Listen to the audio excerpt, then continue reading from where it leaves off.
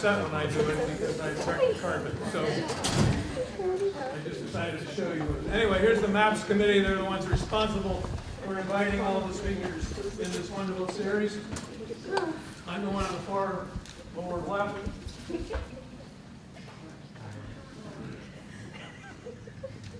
I want to point out, I'm going to make some announcements of things, other things you can do connected with science in our region. Great Valley Museum. Have all of you been to the Great Valley Museum? Yeah. How many have been to the Great Valley Museum? Make sure if you go, get a family membership, because your Great Valley Museum card will get you into hundreds of museums around the country for free. You save a lot of money. First Friday of every night, where's Dan? There he is. Dan and Chase and his crew have an astronomy open house. They let you look through the telescopes. Of course, it's always cloudy on the first Friday of every month, but anyway. We have two representatives from the county tonight, Cheryl Goulart and Lisa Turner. We thank them for participating in the MAPS programs and assisting us. And they run the Science Olympiad on our campus, and it's on March 8th.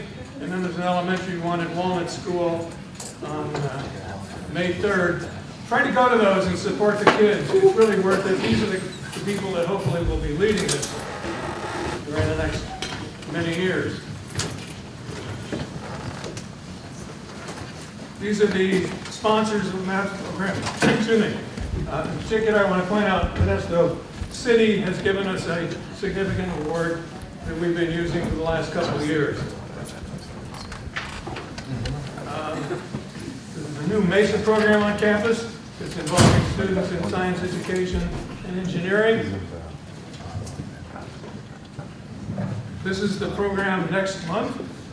Excuse me, Isabel Haddad from UC Merced, and she's going to be talking not so much about the science of climate change, but about climate justice.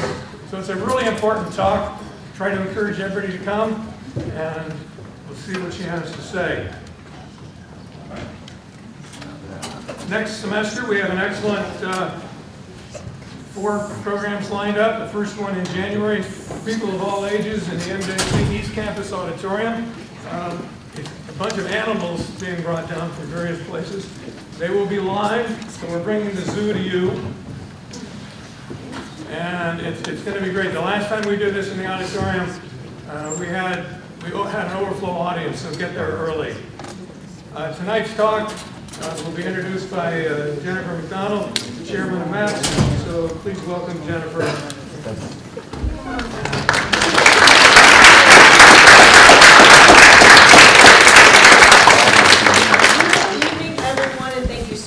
Taking time to come and join us this evening for our MAPS talk.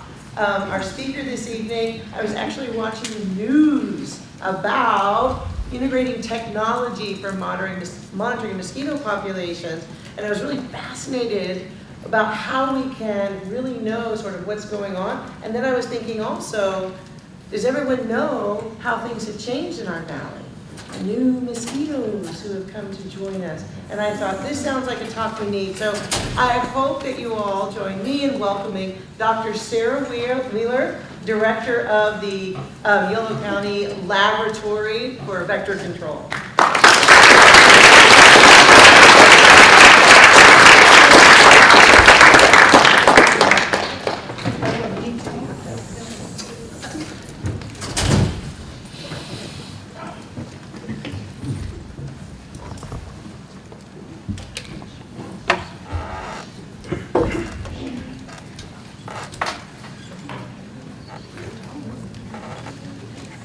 Can everybody hear me? Oh, yeah.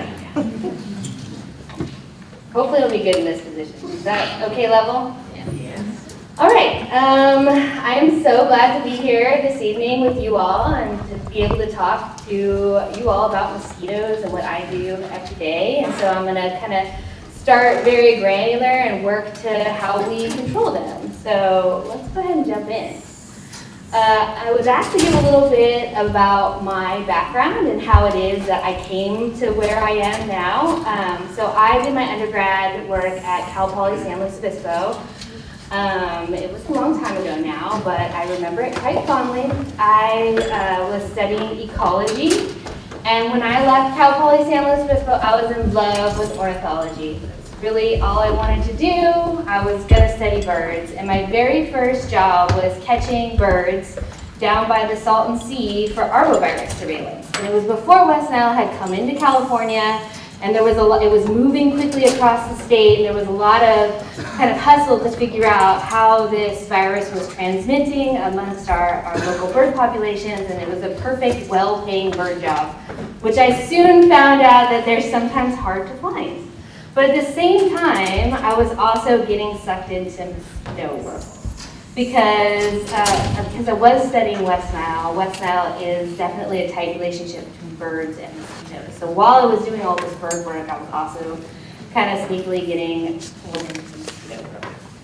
And after about 5 years of doing field work, I decided I was going to have to go back and get my PhD because I was fully invested in pursuing science for the rest of my life. So I did my PhD work at UC Davis, and I was studying the overwintering mechanisms of West Nile virus. So I still had some birds in there, but the mosquitoes were becoming more predominant in my life. I did 2 postdocs. One was investigating a vaccine for the island scrub jay to protect them from West Nile virus. They're a very insular species, only found out on the Santa Cruz Islands. And they were really worried that if West Nile got out there, it could decimate the whole population. I was also working with crows and the relationship of West Nile and crows. And after probably about 3-4 years of postdocing, I decided I'm really ready for a job. And the biologist position opened up at Sacramento Mosquito and Vector Control District. And it was the moment in my life when I decided to wholeheartedly embrace mosquitoes.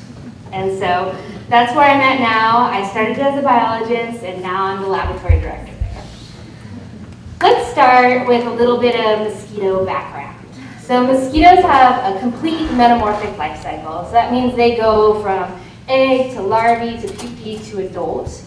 The eggs are laid differently depending on the species. Some lay rafts on the surface of the water. Others will lay single eggs along a bucket or on the edge of damp soil.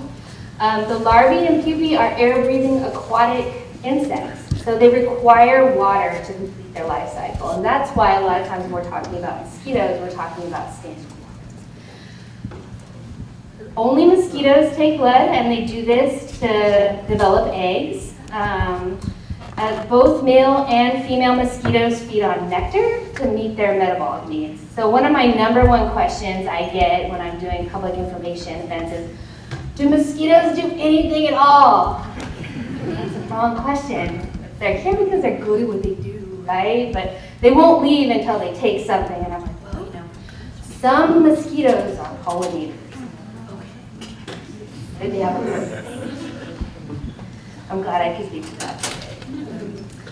There are 53 species of mosquito found in California. That's a lot of species of mosquito. Mosquitoes don't really come to life until you put them under a dissecting scope, and you can see that they're quite different species to species. In the Central Valley, there are about 24 species that we can find fairly routinely. And different species of mosquitoes have very different behaviors and utilize different habitats and blood meal hosts.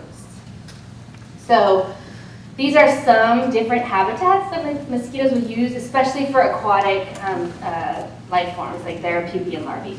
So we have a lot of rice fields up in Sacramento and Yolo County. They're very productive mosquito habitats. Wetlands are important sources for mosquitoes, dairy lagoons, backyard containers, which we'll talk a little bit more about shortly. Catch basins. Has anybody seen those grates in the curb? Well, those have a really important purpose, and that's to collect sediments so that they don't flow out to our creeks and streams, but they tend to hold water as well. So each one of those little catch basins is a perfect little habitat for mosquitoes. And there's, hundreds of thousands of them throughout an urban landscape, so they're a lot of work to manage. Green swimming pools have also become a really important source for mosquitoes in urban landscapes, and also flooded pastures. And so mosquitoes that utilize these different habitats often use different blood meal hosts. So some mosquitoes prefer to feed on birds, Some really prefer to feed on mammals. There's actually a mosquito that really just likes to bite reptiles. So they all kind of have their own niche. You may be wondering, how do mosquitoes find me in my backyard, right? Well, CO2 is a very powerful attractant for mosquitoes. In the atmosphere, CO2 is 0.04%. So when you exhale a breath, the CO2 in your breath is 100 times higher than what it is in the atmosphere. And mosquitoes are really good at sensing that increase. And they can follow like a plume of CO2 a very long range to find a host. And when CO2 is present, it can also increase other cues that mosquitoes use to find their hosts, such as these semiochemicals. So these are chemicals that change the behavior of an organism. So your scent makes a mosquito want to come find you. And so this is another thing that some people ask, like, why do mosquitoes always bite me? Well, you smell different to a mosquito than you smell to the people around you. They can detect, lactic acid and other things that we're not used to smelling on each other, but some people just smell more delicious to mosquitoes. They just do. It's just the way it is. And so that's more of a short-range attractant. So if you think of CO2 as a long-range attractant, these semiochemicals will be like, the mosquito will be, I know something is breathing over there. And they come in and they're like, it's breathing and it smells good. Then they come in and they can also sense temperature. And so then if they land on your skin, they're like, you're breathing, you smell good, and you're alive. So all the things come together for them to take blood meal. Most mosquitoes are crepuscular, meaning that they're active at dawn and dusk, but not all mosquitoes. We do have a new mosquito, I'm foreshadowing here, in this area that will bite you all day long if you're standing in the shade. It doesn't kind of venture out into the sunny spots, but it will bite you all day. So we used to be able to say, oh, mosquitoes, dawn and dusk. Well, these new ones will bite you all day long. So that's slightly unfortunate. As far as how far a mosquito could fly, you might not really consider this, but it's really important when you're thinking about where a mosquito is coming from and where people are at. The mosquitoes that breed in rice field habitats, there are long-range flyers. So Culex tarsalis is very common out in rice field habitats. That mosquito can fly a mile a day. So it can get into urban spaces. Some mosquitoes, such as Anopheles freeborni, can move 10 to 40 miles over the course of its life. Other mosquito species, such as Aedes aegypti, will only move like a few blocks. So different species have definitely different distribution ranges. But mosquitoes are not just important because they're annoying and make us itchy. They're also really fantastic vectors of a wide range of pathogens. And this is why mosquitoes are especially important and have been kind of bandied around, and it's true, the most dangerous animal in the world. Not because of its teeth, right? Not because of its venom, it's because it's a great vector. And so what is a vector? A vector is an organism that can spread a pathogen from one animal to another. And it's not just animals, there's plant vectors as well to spread plant diseases. So let's talk about some of the important pathogens that are spread by mosquitoes. And it's not just viruses, it's not just bacteria, it's a wide range of pathogens that are spread by mosquitoes. So let's start by pretty much the most important mosquito-borne disease in the world, and that's malaria. Malaria is currently at most active in Africa and Asia. It's an absolutely horrible childhood illness in Africa. Its life cycle, the life cycle of the pathogen, is a single-celled parasite called Plasmodium. It has a fantastically complicated life cycle. It requires both a mosquito and human host to complete its life cycle, but it can be hard to get rid of in the landscape. But it is possible, it's happened before, to eliminate malaria. Malaria was actually introduced into the United States in the 14 and 1500s by European settlers. It was brought to California back in 1830s by fur trappers. So it was never endemic to this area, but it was introduced and it started spreading because we have great vectors for malaria in the area. During the gold rush period, it was really transmitting quite rampantly, and it was devastating to a lot of the Native American populations in the area. And it ultimately led in 1915 to the creation by the California legislature of the Mosquito Abatement Act. And so what this did is it allowed districts, mosquito control districts, to form throughout California, and that's why we have really a great mosquito control program in California, because of this Abatement Act. And so that's when a lot of focus was put on eliminating malaria from the area. We still have the vector, and there still are traveler cases that come into the area, but we no longer have local transmission of malaria.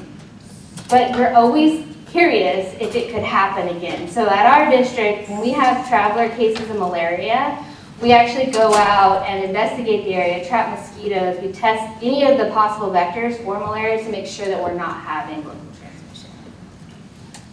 All right, the next pathogen I want to talk to you all about is West Nile virus. So West Nile virus was introduced into the US in 1999, it spread across the country. It turned out we had great vectors here, we have great avian hosts, and it really just established, and I don't think it's ever going anywhere. So there's that.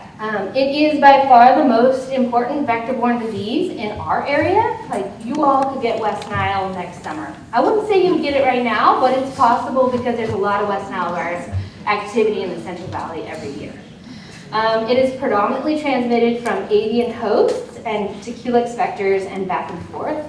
There are incidentally infections of humans and horses, but humans and horses don't get sick enough in order to, or don't create enough virus in their blood to infect a mosquito, so we're considered dead-end hosts for West Nile virus. So we could not infect a mosquito with our infected blood, essentially. A lot of cases of West Nile virus are asymptomatic, meaning that people never know that they were infected. But when people do get symptoms, about 1 in 5 people will get some symptoms. They're very non-specific, like a fever, you just don't feel good. Fatigue, you might get a rash, nausea, vomiting. They're really kind of weird grab bag of symptoms. Unfortunately, 1 in 150 people will develop very serious symptoms, and these can become life-threatening. There are West Nile virus deaths every year in California. All right, so this one's a little bit different, and this one affects our canine companions, and this is dog heartworm. So dog heartworm is actually vectored by mosquitoes. So what happens is that the worm requires both a dog and a human in order to develop. And when the heartworm is ready to move out of the mosquito into the host, the mosquito comes and puts a small hole in your skin when it takes a blood meal. The worm burrows out of the head of the mosquito and crawls into that hole, right? So dog heartworm is predominantly infects humans, right? So dogs. Cats can get cases as well. So a human can be exposed to dog heartworm, but we're not its definitive host, so it does not lodge in your heart like it would with the dog. Sometimes humans will get odd coin lesions from heartworm exposure, which is just like, it shows up as a little nodule when you get a chest x-ray, and everybody gets a little bit nervous for a second until they figure out, like, okay, it's a heartworm, it's not any other horrible nodule thing you might find in your lung, but still gross. But the good news is, especially for dogs, it's highly preventable, right? We don't spray our dogs with mosquito repellent to keep them safe from heartworms. We just give them heartworm prevention. And so this is basically, an anti-worming medicine so that they can never develop a big infection of heartworms. So we don't control mosquitoes to protect dogs from heartworm. We just treat the dog. All right, now our next major challenge is invasive mosquitoes. So I've been foreshadowing that. So these two mosquitoes, Aedes albopictus is native to Asia. Aedes aegypti is native to Africa. And these two little devils have moved all over the world with their human companions. They're very good at living with people. They're basically the mosquito version of a rat or a pigeon. They go where we go. And so they have been slowly expanding throughout the Central Valley. They're very well established in Southern California now. And they are, they live where we live. They like small containers of water. The females will come and find a little edge of water and lay single eggs. She'll lay some in the plant saucer, and some in the tires, and some in the plant, and some in the toys that are left in the backyard. And so they don't all go in one spot. And so the eggs just wait until they're flooded, right? She finds a spot, I find a spot that's damp, so she knows it's a good spot. And when the eggs are flooded, then they hatch. And the bad news is they're desiccation resistant. So these eggs can sit around for a year and just wait for water. And so it's really created a situation where they have a great insurance policy on going where you go. So who leaves their giant expensive pots behind when they move? Nobody, right? You're gonna take all that stuff with you. And so these mosquitoes have continued to move up the valley with their people. And unfortunately, that means that there's now potential for the important viruses that they spread. So one important virus that's spread by both Aedes aegypti and Aedes albopictus is dengue. So dengue, about half of the world's population is currently at risk for dengue exposure. In the past, people would ask me, what about dengue? And I was like, sanguine about the fact that we didn't have the vectors, so you don't really need to worry about it. But now we have the vectors. And so that changes the landscape for this virus in our area. There are currently 100 to 400 million cases of dengue in the world each year. And we see a lot of traveler cases of dengue. So when there's big flare-ups of dengue, we get a lot of reports of travel-associated cases of dengue. And when people come home sick and these mosquitoes are here, that creates a big opportunity for local transmission. And that has been happening for now the past 2 years in Southern California. We've been seeing local transmission of dengue, which is really new for us. So when it comes to mosquito-borne diseases, emerging pathogens is always a concern because we don't know what's going to drop into our ecosystem and be able to amplify in our mosquitoes. The thing about dengue that's different than West Nile is that it's predominantly a mosquito-human pathogen. There's no animal host in between. It goes directly from humans to mosquitoes. So we'll have to see how that continues to develop. All right, so now I've laid out all the problems, right? So many mosquitoes and so many pathogens. What do we do? What do we do? Well, we have an integrated pest management strategy that we use to kind of tackle this very incrementally. And it's not just one solution. There's really a whole range of things that we can do to try to control mosquitoes. And I do like to say control. Another thing people ask me a lot is well, should we get rid of all mosquitoes? Is that a good idea? If they couldn't get rid of all mosquitoes when they were fighting malaria and could put DDT anywhere they wanted, we don't have any chance of getting rid of all mosquitoes. It's impossible. It's not even a realistic goal. So what we do is we control them so that you're not getting eaten alive and you're not getting exposed to vector-borne diseases. You have to manage it. You can't eliminate it. So these are some of the strategies we use to do that. First, public information and outreach. So every time somebody takes a message and learns about how they can eliminate mosquitoes in their backyard or protect themselves from mosquito bites, you all are empowered to help us on our mission, right? So an informed population is vitally important to doing what we need to do. So we focus on getting out news stories, and we do a lot of public events, school assemblies. Our media person is constantly trying to get on the local news show to get the word out, how to fight the bite, right? But that only goes so far. The next thing we need to run everything is surveillance data. So you can't build a program to control mosquitoes if you don't have any actionable data to react on. So probably the most core metric or tool we use is mosquito trapping. So there are 8 mosquito technicians in my laboratory their job is to go out, collect mosquitoes so that we can test them and see how many mosquitoes are out there and whether or not they're infected with vector-borne diseases. We use 2 different common trap types to do that. Here we have a gravid trap. So I told you that all mosquitoes require water to complete their life cycle, right? A gravid trap, you put stinky water in the bottom of the tray. The female mosquito will come in to try to lay eggs, and she gets sucked into a trap bag. The other one uses dry ice, and dry ice, as it sublimes, it's releasing CO2 gas. And so that's also another really good way to trap mosquitoes. For invasive Aedes surveillance, we have a special trap called the BG Sentinel, and this works really good for trapping both these species. So I pulled some data for the amount of Aedes aegypti in your Modesto area, and you guys, you could definitely have this mosquito in this area. And I would be really surprised if you weren't all experiencing it occasionally in one way or another, and we can talk a little bit more about that towards the end of the talk. All right, so when we bring mosquitoes back to the lab, the first thing we do is a technician will sit down, look at every mosquito. What species is it? Count them, right? And certain species, like especially in our area, we're very concerned about West Nile virus.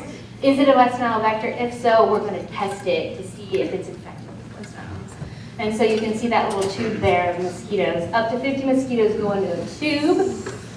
And they go and they get tested by RT-qPCR. So West Nile virus is an RNA-based virus, so we're looking for RNA attributed specifically to West Nile virus.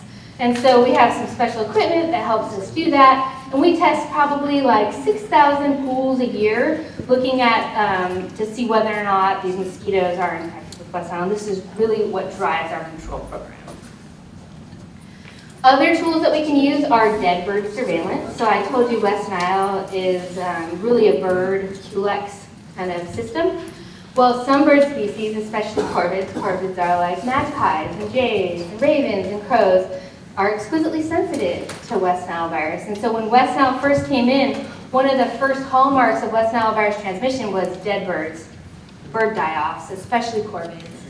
And so we have our public will call in birds that they find. We'll go out, pick them up, we test them. And if we find a bird that's dead and positive for West Nile, that means that we know that there's West Nile virus activity in that area. You don't always know where it got infected, but you knew where it died, and it could have infected mosquitoes in that area. And so that triggers us to go out and do more trapping.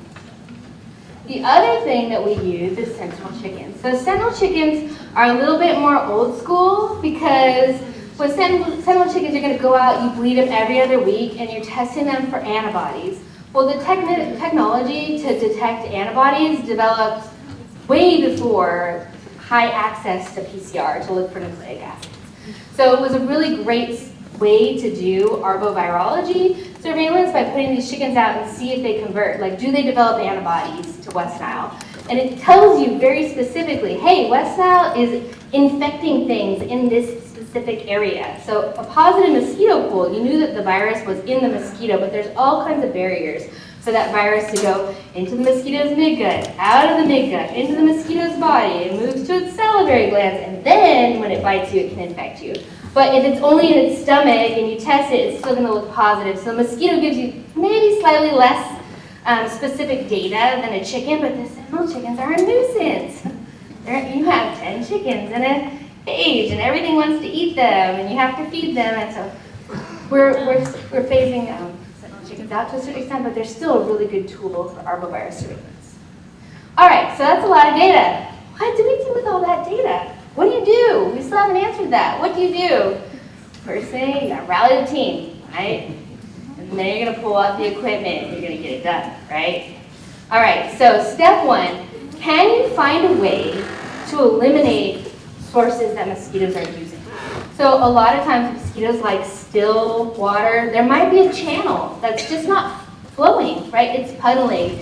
It's got vegetation in it. You can take a backhoe in there, get it to flow right, and then your water's moving and you no longer have a mosquito source there. Sometimes pastures aren't leveled quite right, so when they flood irrigate, the water doesn't come off fast enough and they breed tons of mosquitoes. Sometimes just a little bit of mowing or brush clearing makes it so that you can access the area a little bit better. So there are some changes we can make to a landscape in order to prevent mosquito development. We also work very closely with wetland managers and farmers to develop ecologically based mosquito reduction best management practices. So empower the landowner to, reduce mosquitoes around their property. You can't fix every problem with the backhoe. You just can't. I mean, our eco-management supervisor would love it if that was possible, but it's just not. So we have to keep diversifying. Remember, it's an integrated management plan. It's just not one thing. So we do have a biocontrol agent, and that is Gambusia finis, the mosquito fish. The mosquito fish is native to the southeastern drainage of the Mississippi. It was discovered to be really good at mosquito control, probably a little bit before World War II, and then during World War II, it got moved all over the world for mosquito control. And so in some instances, it has been naturalized in places that probably mosquito fish shouldn't be. But they do serve a really important role in controlling mosquitoes in places that have constant water. So we're talking about ponds, horse troughs, roadside ditches, green swimming pools. You can take a green swimming pool and throw 20 mosquito fish into it, and it will no longer be an unchecked mosquito source in the middle of your city. So some people don't have the ability to fix their green swimming pool, right? So it's easier for us to just put mosquito fish in it than to constantly have to be out there doing other larval mosquito control interventions with pesticide chemicals. So mosquito fish allow us to use less chemicals for larval mosquito control. But you can't put mosquito fish everywhere. So the next layer is like we do want to get the larvae in the water. So it's much better to control mosquitoes in the water than when they're flying around, because they're not taking blood meals, they're not dangerous to people when they're in the water. That's when you want to get them. So there are, thankfully, a lot of different larvicide active ingredients available that have a wide range of modes of action, and they're formulated in lots of different ways. So you see that white briquette being tossed into the catch basin. So that'll control mosquitoes in that catch basin for 3 months, right? And then you don't have to go back there and treat it again. There's an airplane right there flying over a rice field applying a aqueous larvicide and the liquid, and then you have a mist blower at that, or a little, the backpack thing is using a granular larvicide over a dairy lagoon. So there's a lot of different solutions that you can use, but they're used in different ways. So we also have a challenge of organic agriculture. So there are some larvicides and even adulticides that are labeled for organic usage, but that has been a little bit of a challenge, is how to control mosquitoes in organic situations where they're producing tons and tons of mosquitoes, but then you have limited products that you can use in those situations, and resistance is a growing problem, especially with adulticides. So we'll talk about adult mosquito control last. So we look at adult mosquito control as pretty much like the last line of defense. So the adult mosquitoes have come off. We're usually doing adult mosquito control because, is this too loud? No.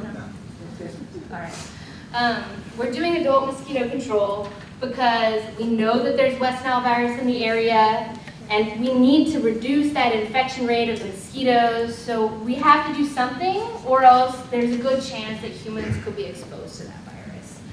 So adult mosquito control is done through what we call ultra low volume, or ULV applications of pesticides. There are only 2 classes of pesticides that are available to control adult mosquitoes. And it's challenging because we are facing resistance in one of those classes especially. There are some ways around that, but I think that is a big challenge moving forward, is how we can continue to reduce pesticide usage, but still control adult mosquitoes in the face of an outbreak, right? So there are lots of different ways that we can apply or do these ULV applications. You can treat a park or a greenbelt on a quad. There's backpack ULV sprayers. You can use a truck up and down a neighborhood street, or you can treat really large airplanes with, or really large areas with an airplane. Now, perhaps you're wondering, I'm sure you're wondering, what can I do?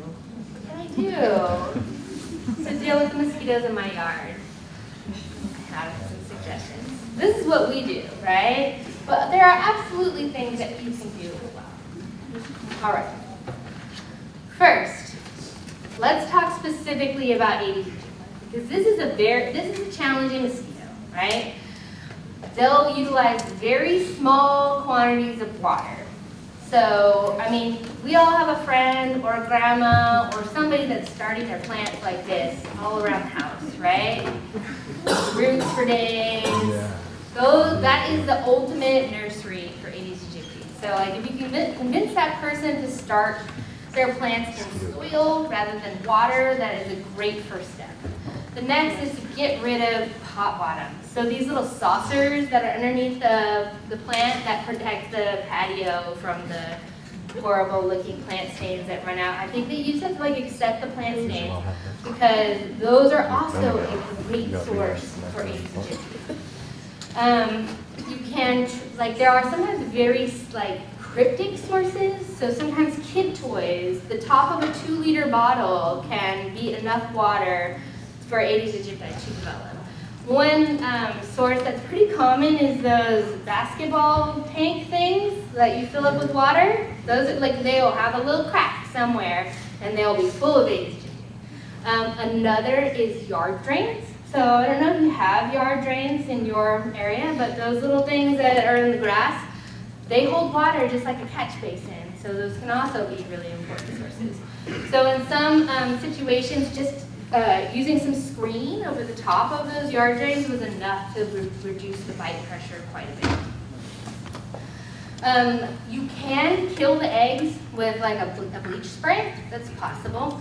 So if you're gonna move and you're gonna take all your pots, you might want to spray them down before you go so that you don't take your mosquito eggs to your new house.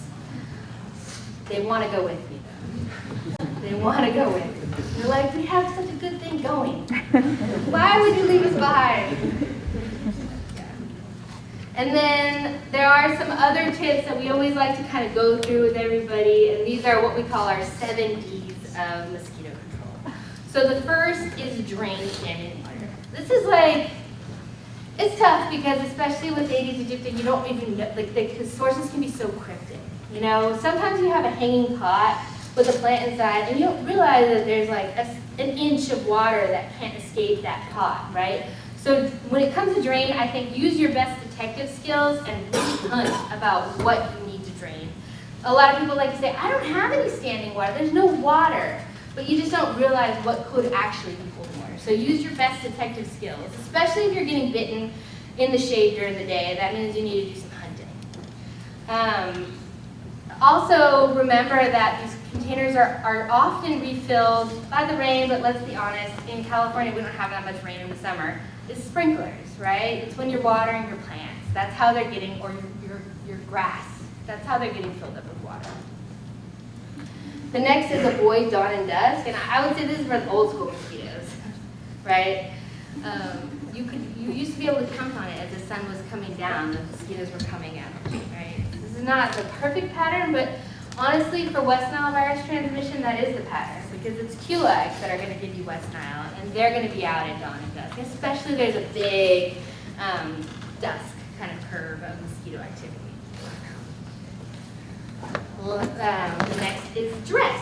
So dress appropriately. So if you have on thick, long pants and sleeves, your mosquitoes aren't going to be able to bite you through that. Their proboscis is very short. They can only get through so much material. A little bit of bad news if you've got yoga pants on, and you're like, I've got pants on, I'm good. You're probably not good. That will probably bite you through your yoga pants. So that's not the end of the world though, because you can use a repellent, right? Now, repellents, I should have put a slide in here for repellents, but when it comes to the selection of repellents, I tell people that it's vital that you pick a repellent that you'll use, right? If you say, I hate the way it smells, It's too greasy. I just hate it. Are you going to use it? No, you're not going to use it. But the good news is there's so many formulations of mosquito repellents out there. You can find one that you like. So I think when you select a mosquito repellent, it comes down to what is the active ingredient. So right off the bat, some of the best active ingredients are DEET, right, and picaridin. If you're like, oh, I don't really want all those chemicals in my mosquito repellent, well, there is a botanical oil of lemon eucalyptus, right? So you can use that one.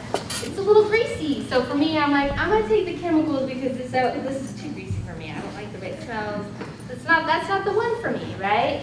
But if you're also, you just don't want it on your skin, you can wear a very lightweight shirt and spray the shirt, right? Even if you don't get every inch of your skin, you're still creating a smell barrier that will slow the mosquitoes down, right? And then the other thing is like, people are like, well, do you like, you put on mosquito repellent before you walk outside every day? No, I don't. But the first sign of a mosquito, I'll go get it.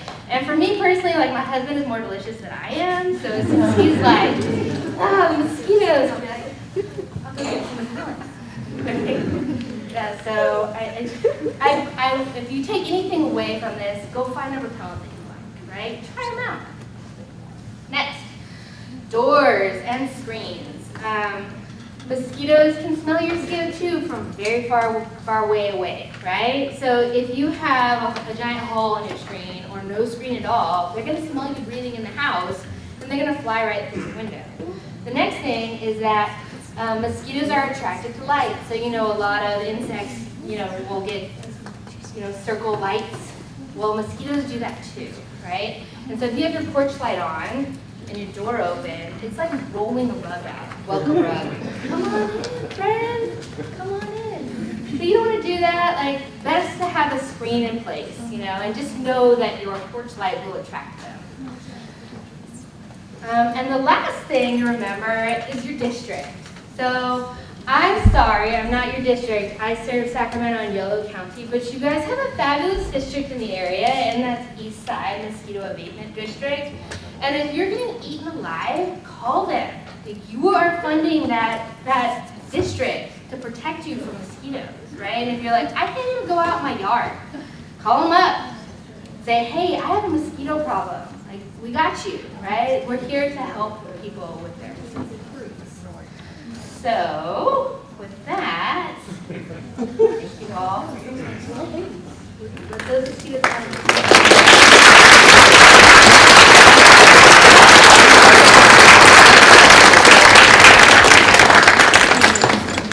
What we'd like to do is, for those of you who have enjoyed the presentation but don't necessarily have any questions, we're going to have a break here for about 5 minutes so you guys can doodle away. If you do have questions and you'd like to know more from Dr. Sarah, then please stick around and we're going to have question time.